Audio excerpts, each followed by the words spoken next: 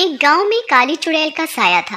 एक दिन दो गांव वाले रात में कहीं से आ रहे होते हैं। उन्हें लौटते हुए रात हो जाती है। अरे राजू भैया, आज तो बहुत रात हो गई, बस घर जल्दी पहुंच जाए। पता नहीं वो चुड़ैल ना जाने कहां से आ जाए। हाँ, सही कह रहे हो भैया, लेकिन एक बात बताओ, कोई चुड़ैल है भी? कहीं लोगों की सुनी सुनाई बात तो नहीं है? किसी ने उसे देखा तो है नहीं? है क्या बात कर रहे हो राजू भाई? ये जो लोग मर रहे हैं, क्या ये कोरोना से मर रहे हैं? अरे भाई, मरने के बाद कौन बताएगा कि वो कैसे मरा? अरे ये चुड़ैल का ही काम है। अब तुम मुंह बंद करो और जल्दी से निकल लो यहाँ से। ऐसा कहकर गांव वाला जल्दी जल्दी चलने लगता है। तभी उन दोनों के सामने काली चुड़ैल आ जाती है। कौन है तुम दोनों में से जिसे मेरे गांव में ना होने का विश्वास नहीं हो रहा? अरे नहीं चुड़ैल जी, आपके ना होने का तो सवाल ही नहीं उठता। चाहे सूरज रहे ना रहे, आप तो इस गांव में जरूर रहोगी। बहुत प्यारी बातें करता है तू। चल मेरे साथ मेरी हवेली पर खूब बातें करेंगे। ऐसा कहकर चुड़ैल गांव वाले को उठा लेती है, लेकिन राजू मौका देखकर वहां से भाग जाता है। अगले दिन गांव वाले की लाश गांव में मिलती है और राजू भी गांव वालों को रात की सारी घटना बताता है, जिसे सुनकर सरपंच जी बोलते हैं, बहुत हुआ, बहुत निर्दोष मारे गए। अब इस चुड़ैल को सबक सीखना होगा और गांव से भी बाहर निकलना होगा। ऐसा कहकर सरपंच जी वहाँ से चले जाते हैं और शाम को एक तांत्रिक के साथ आते हैं।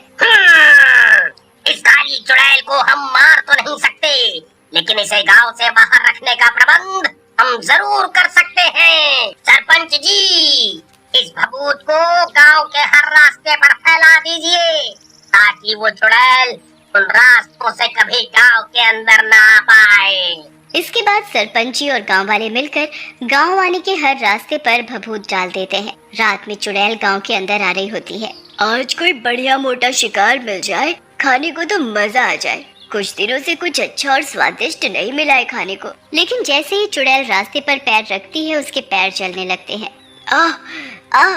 मर गई रे, मेरे तो कोमल पैर ही जल गए। इन मनहूस गांव वालों ने न जाने क्या रास्ते में डाला है। काफी कोशिश के बावजूद चुड़ैल गांव के अंदर नहीं जा पाती और भूखी रह जाती है। ये गांव वाले ज्यादा ही होशियार चंद बन रहे हैं। मैं अंदर नहीं जा सकती, लेकिन इन्हें तो अंदर आना ही पड़ेगा। ऐसा कहकर चुड़ैल वहाँ से गायब हो जाती है। कुछ दिनों तक तो गांव में कोई घटना नहीं होती, जिससे गांव वाले बहुत खुश होते हैं। भाई वाह, मजा आ गया। आज सरपंच जी की वजह से तो गांव चुड़ैल से मुक्त हो गया। गांव वाले खड़े बात कर ही रहे होते हैं कि तभी एक गांव वाला वहां आता है और सबको बताता है कि गांव के बाहर एक बहुत सुंदर गोलगप्पे वाली आई है। अरे बाप रे, क्या लड़की है भाई, बिल्कुल किसी फिल्म की हीरोइन लग रही है। मजा ही आ गया इसे देखकर, तो मन कर रहा है शादी कर लूं इससे। तभी वही पास में खड़ा रमेश बोलता है, हेलो, कितना ठरकी हो राजू भैया, अब तो दो शादी करोगे। हमारी धनिया भाभी का क्या होगा, एक से एक देखे, लेकिन तुमसे ठरकी नहीं देखा है। हाँ। अरे भैया, ये तो कहने की बात है, लेकिन लड़की तो सच में बहुत ही सुंदर है। चलो देखते हैं क्या बेच रही है? अरे सुनो, क्या बेच रही हो? देखने से तो कोई खाने की चीज लग रही है। चाट वाली है साहब, मसाले वाली तीखी चाट बेचते हैं, आप खाओगे? तभी रमेश बोलता है, क्यों नहीं, तुम जैसी तीखी, मेरा मतलब लड़की के हाथ से क्यों नहीं खाएंगे? चाट जरूर खाएंगे, खिलाओ एक फड़फड़ाता चाट। फिर रमेश के कहने पर लड़की उन सबको चाट बनाकर खिलाती है। चाट बहुत ही स्वादिष्ट होते हैं। कुछ ही देर में गांव वाले सारी चाट खा जाते हैं। चाट खाने के बाद रमेश लड़की को बोलता है, वाह, मजा आ गया। तुम्हारी चाट तो तुम्हारी तरह ही तीखी थी, बहुत स्वादिष्ट। सही कह रहे हो भैया, ऐसी चाट हमने तो कभी नहीं खाई। सचमुच मजा ही आ गया, आत्मा तृप्त हो गई। फिर वो लड़की गांव वालों से पैसे लेकर वहाँ से चली जाती है। उसी रात रमेश के पेट में बहुत जोर से दर्द होता है। अरे अरे मर गया रे, मेरे पेट में ये कैसे मरोड़े आ रहे हैं, बहुत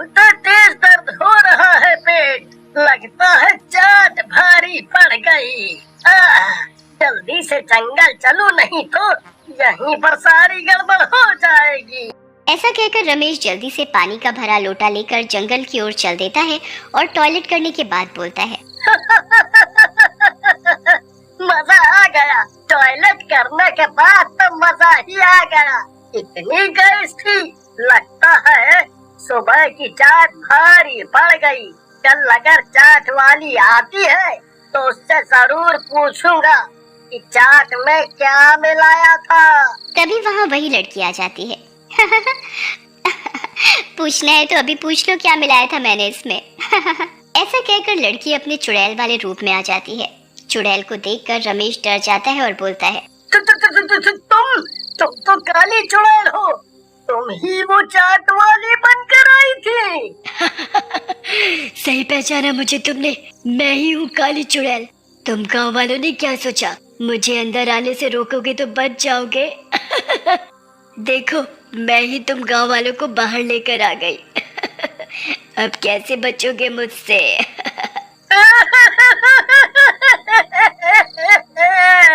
मुझे छोड़ दो चुड़ैल जी, जाने दो।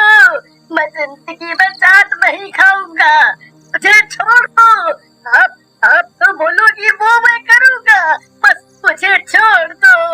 चुड़ैल को रमेश की बात समझ आ जाती है और वो सोचती है, अगर मैं इसे मार दूं तो मुझे कल किसी और को फंसाना पड़ेगा। क्यों ना इसी के हाथों लोगों को फंसाऊं और मजे से खाऊं। देखो मैं तुम्हें इस शर्त पर जिंदा छोड़ सकती हूँ, तुम रोज मेरी चाट की दुकान पर गांव वालों को लेकर आओगे।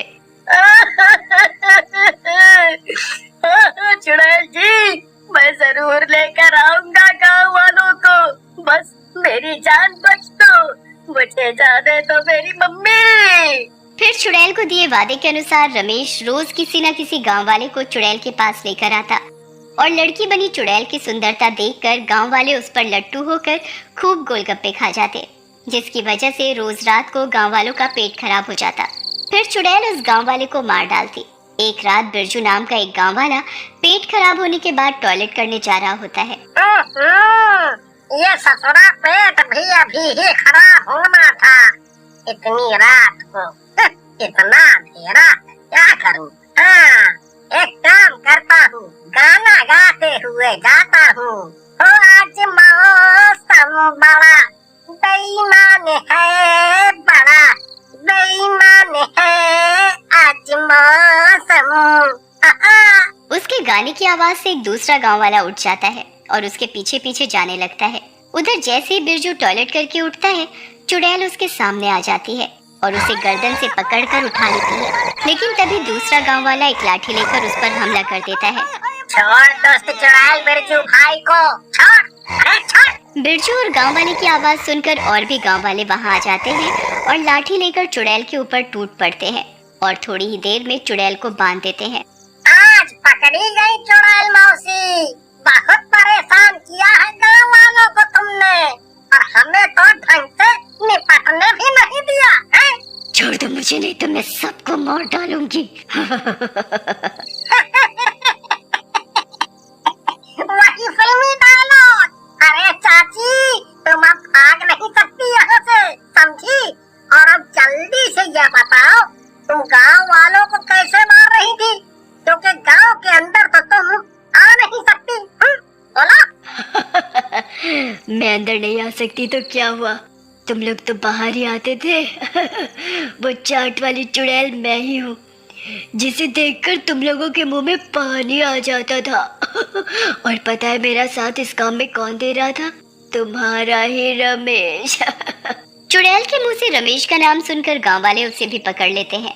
रमेश भी रोते रोते गांव वालों को सारी बात बता देता है, जिसे सुनकर मुखिया बोलते हैं, तुमसे जो भी हुआ डर और अनजाने में हुआ, लेकिन अब तुम्हें गांव वालों की मदद करनी पड़ेगी और इस चुड़ैल को ठिकाने लगाना पड़ेगा। मुझसे बहुत बड़ी गलती हो गई सरपंच जी। अब आप जैसा कहोगे मैं वैसा ही करूँगा। हाँ। फिर वो मिलकर तांत्रिक को बुलाते हैं और चुड़ैल को एक गड्ढे में दबा देते हैं। तांत्रिक ऊपर से पूजा करके चुड़ैल को हमेशा के लिए जमीन के अंदर ही कैद कर देता है।